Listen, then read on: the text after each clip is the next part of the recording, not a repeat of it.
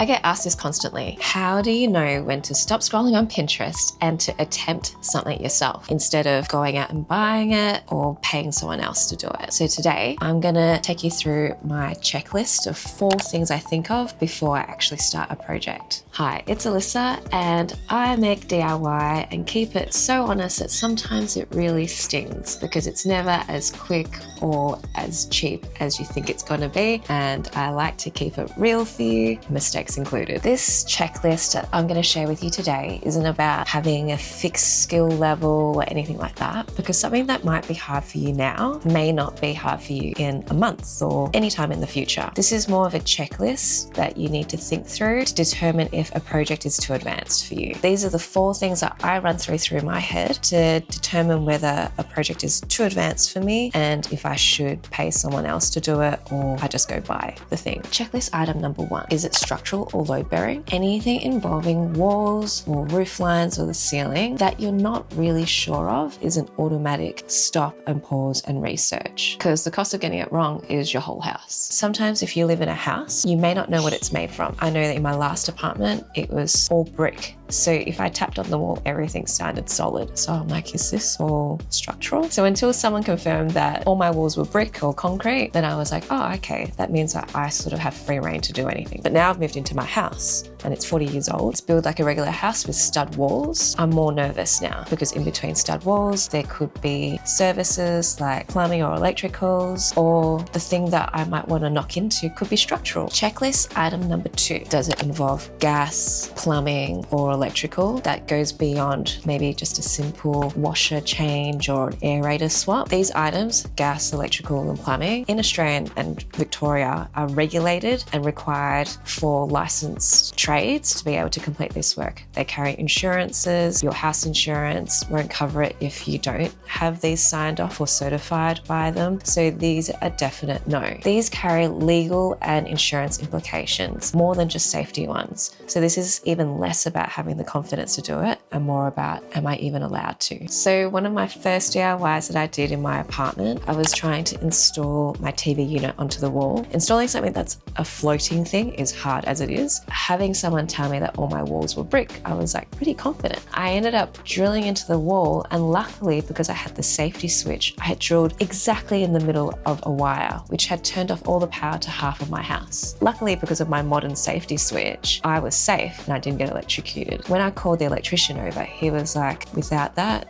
you would have been in big trouble. So when we moved into the new house, when we did get an electrician over, he was very quick to be like, you need to upgrade your safety switches so that you can be safe against any DIYs or anything you decide to do here. That kind of shows the importance of maybe you don't know, but at least you can be safe. So always get a licensed electrician to come in and help you. A second mistake that we made when we moved into this house was we went to go and install our new vanity. Also, it was floating. And luckily I had Laurie's uncles here who are licensed plumbers, and we did drill into a copper pipe which has water in it. Luckily, we knew where the mains tap was and I was able to run out and turn it off. So secondly, you may not be licensed to do or fix a plumbing or electrical issue, but if you can know where the safety items are, we know where the safety switches are so we can turn them back on or turn them off. If we're going to drill into walls and we're not sure where the electrical wires are, we can turn them off. Or for example, we were installing a vanity into the bathroom. So if you're doing any laundry, kitchen or bathroom stuff, if you know where the mains tap is, if you do make a mistake and you go and drill into a copper pipe that is your water pipe, you can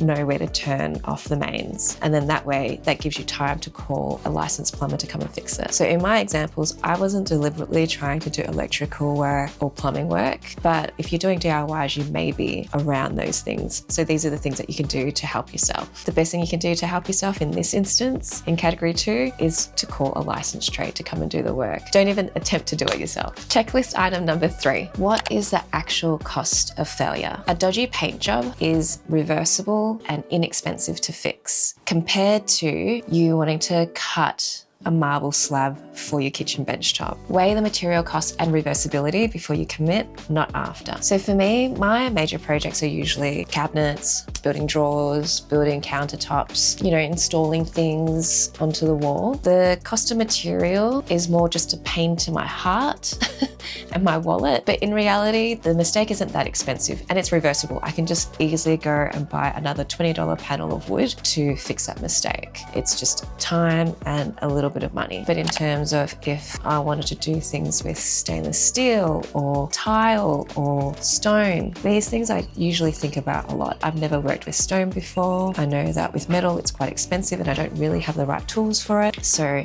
I usually will reconsider those types of projects before I will start. I would probably try and get a professional to do all the cutting for those items. But to this date, I've never done anything with expensive materials before. So as someone that is pretty risk adverse, but willing to give it a go, I still understand my limits and how much money I actually really want to spend and time. Checklist number 3 is probably the one that I practice the most. Checklist number 4. Do you have or can you realistically get the right tool for the job and be confident in using it? Renting or borrowing actually counts. I'm lucky where I can borrow and swap tools with my cousin. We both have the same passion for DIY, and luckily for me, he really likes to spend money on tools. So I tend to get quite nice tools from him. So if a project requires a tool that you can't realistically get or you can't justify buying, then maybe it's time to scale down the project. If you haven't seen my last video on overcoming the fear of tools, most DIY tools are designed for beginners and are low risk. So could you scale down that project using a tool that's not as advanced to use? Often I build drawers and I build cabinet boxes, and so I invested in getting a Craig jig to help me make these quicker